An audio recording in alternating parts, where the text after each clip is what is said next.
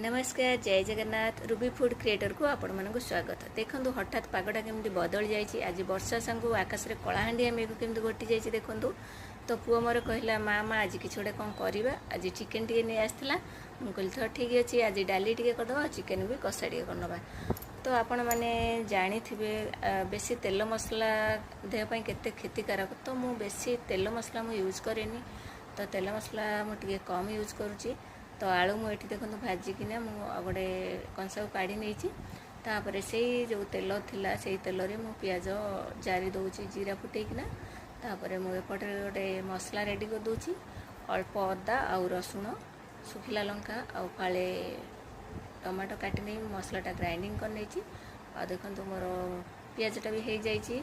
मुझे मसला पकई से काश्मीरी चिल्ली आउ हल्दी गुंड से चिकेन मसला ताको सब भल भाव पकई गोले नहीं। आम ताको कवर करना कहीं कहले मसलाटा टे फ्राए हवा को छाड़ीदे।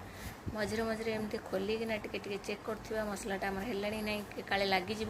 तो मसलाटा मोर हो जाइए। मुझे चिकेन पकई दूची चिकेन ताको भल भाव गोले नौची।